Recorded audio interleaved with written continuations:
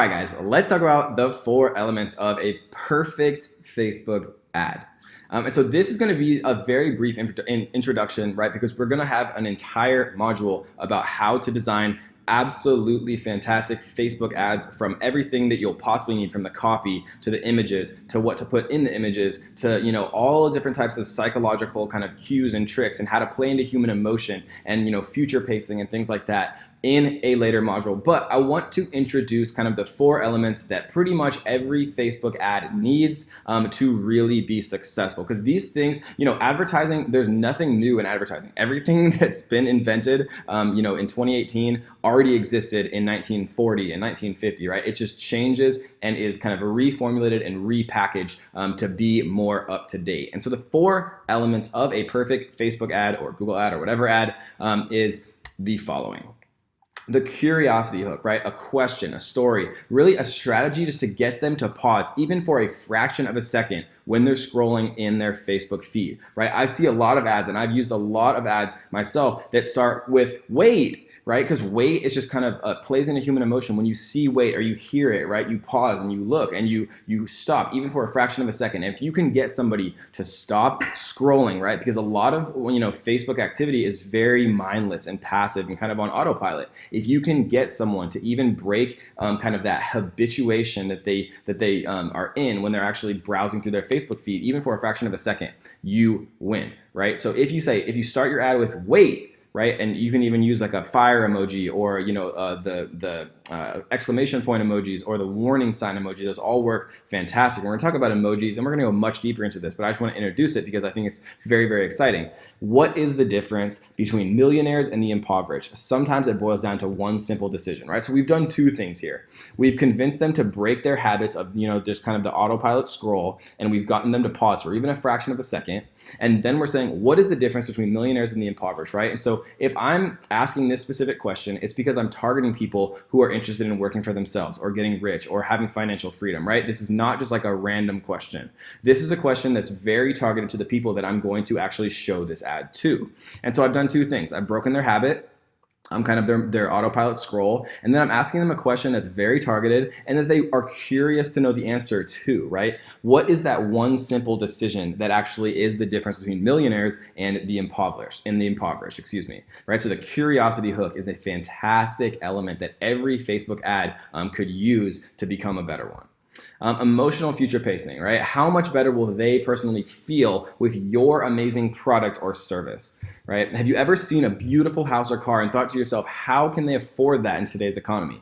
Why can't I have those things too? You can see yourself driving in a brand new sports car, never having any more worries about money for the rest of your life, right? And so if you can get people to actually picture how much better their life is going to be with your product or service, it is seriously such a powerful tool, right? Could you, what could you do with an extra $1,000 a day? How would your life change? What would you be able to do for your family? Would your family's life change? Would your wife be happier?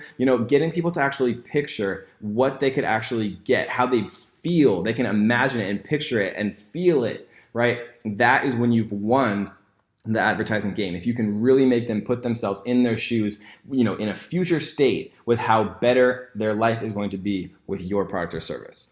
A time-sensitive call to action, right? Today only, price raises tomorrow. These are things that are kind of cliche, like scarcity, that not everybody wants to kind of interact with or use in their marketing campaigns. But these things have become stereotypes for a reason, guys. It's because they just work, right? I'm a marketer, basically. I'm a professional marketer, and even still, if I am browsing a page and I see a countdown timer or I see price raises tomorrow, I still have those fleeting moments where I'm like, oh, I should probably just do this now. And I'm a professional marketer, and I know and analyze these things every single day of my life, right? These things work. And not taking advantage of it, is just going to be a detriment to your business, right? So if you deserve the good life and want to learn how to completely change your situation at any time by knowing 3 simple things, then click the Learn More button below right now before we close our completely free training forever, right? And so this is doing a couple things, 3 simple things. So people love, numbered lists. People want to know what these 3 simple things are. If there's one thing that is the most powerful aspect of all of marketing, it's curiosity. Human beings are so curious instinctually by nature. Have you ever been with a friend and they say, I wanted to talk to you about something, and it just drives you freaking crazy, right? And it drives me crazy too. I have to know what people want to talk to me about. Like if my girlfriend, for example, says like, Kevin, we need to talk. Right? Like that drives me crazy. And it's not just me. It's because people are similar and people are naturally curious. It's what's driven us, to create amazing things with science. It's what's driven us, across the ocean, even when like modern day ships didn't exist. Human curiosity is intrinsic, it is instinctual, and it's the most powerful driving force in marketing. And so, click the learn more button below right now before we close our completely free training forever, right? People hate ultimatum. People hate finality. People, if something's closing tomorrow forever, then people are gonna, take the extra effort to join it now because it's the last time that they can ever do it. So visuality, in today's world, there's so many advertisements that if you don't have, a pristine, high quality, HD video or image with, beautiful font, if there's any type of like granularity or something is wrong, or it's poor quality, or it's just, not colorful, or whatever it is, you've already lost. There's too many alternatives to have low quality advertisements, to have low quality landing pages, right? You have to make everything high quality because in today's world, everything is digitized, right? And so bright, eye-catching colors that include people. People like seeing people. That's why, use examples. Start to become a researcher. Don't just be an observer. When you're watching a Coca-Cola commercial, think about what you're seeing, right? You're seeing beautiful, smiling women with, ice cold looking Coca-Colas that like have that crisp crack when they open, and like it's a happy family, and they're really personifying and showing the things that everyone associates with Coca-Cola: family, happiness, love, right? These things like just pop up in my mind because Coca-Cola has been pounding me with advertisements for years to make me associate Coca-Cola with those things. Beautiful women. Again, it's not sexist at all. I'm not trying to be, gender misogynist, anything like that. Sex sells, beautiful women sell. It's just you can either accept it or you cannot accept it, and that's obviously your choice. But a smiling, beautiful woman makes people stop and makes people actually, even for a fraction of a second, which is all you need, take a second glance at your ad, and that means you've won, right? And so smiling, beautiful people, smiling, beautiful women, eye-catching colors, right? Beautiful font that in a very simple or curiosity-invoking way kind of shows, what the ad is actually going to be about, guys. So the next thing I want to talk about is cold traffic. So this is kind of another piece of Facebook advertising vocabulary that you need to understand. Cold traffic, just think about it like it's a person walking on the street that you've never seen before in your life, you've never talked to, you've never interacted with. This is the first time that they have ever heard about you or your brand or your product or your service, right? So cold traffic is the hardest traffic to convert, and that's when you really have to be on your A game. You have to have all of the highest quality things. You have to hook people's interest in. You have to hook them in. You have to break their habits of scrolling, right? Cold traffic is definitely the most difficult, but it's also one of the most important because it's how you expand your audience beyond kind of, just the purview of people who've already expressed interest in your audience some way. Cold traffic is much more about tapping into consumer psychology and really understanding your market as a whole, kind of through trial and error. Again, test, lots of different images. I would never in a million years think that I'd be able to, convert cold traffic if I tested one image, or I tested one audience, or I tested one interest or demographic or behavior. And we're going to go very, very deep into how to split test the right way. But cold traffic is all about trial and error, and it's about putting yourself and really understanding who your perfect customer is and who kind of getting into the mindset and getting into the shoes of that customer, right?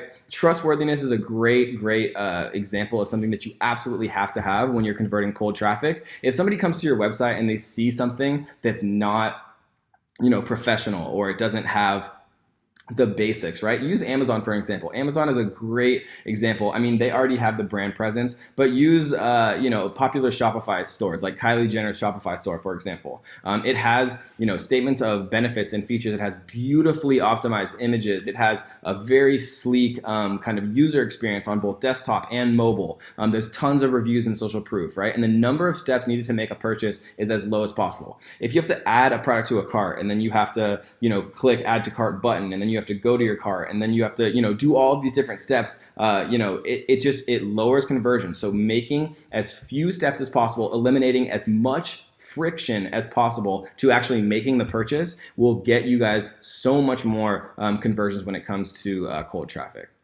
So warm traffic is actually, obviously a little bit warmer. This is somebody who you interacted with before. Maybe they've looked at your Facebook page. Maybe they've heard about you on YouTube. Maybe they've read a blog post. They've interacted with you. You have a little bit of touch points. You have a little bit of interaction with them in some way. Maybe they don't know you necessarily by name, but they say, oh yeah, I've heard of Kevin David. I saw that one YouTube video, 10 months ago. That's why I recognize him from. Warm traffic is so much easier to convert, and that's why, right, all of these things play into each other, guys. None of this is mutually exclusive. That's why the value ladder, that's why giving away free value is so important, because people recognize you. They're like, oh, yeah, I remember that. I watched that Facebook video that he put out, and it was so, it was so much value. I love that he gave that all away for free, and I downloaded his cheat sheet, and it was awesome, and it helped me, sell a bunch more of my products, right? And so that is what warm traffic is, and how we capture warm traffic is through custom audiences, right? We create custom audiences of people who've interacted with our Facebook page, or custom audiences of people who've given us their emails, right? All of these different types of ways that people can interact with us. Custom audiences is how we actually retarget them, and retargeting and selling something to somebody who's already heard of you is so much easier, guys. So that's warm traffic, cold traffic, and the 4 elements of a perfect Facebook ad. And again, we're gonna go so much deeper into exactly how to write copy, how to make amazing images that work. We're gonna talk about human psychology and so much more, guys. But that was just a little introduction to the 4 elements of perfect Facebook ads and cold and warm traffic. So I hope you guys enjoyed this one, and let's get to the next one.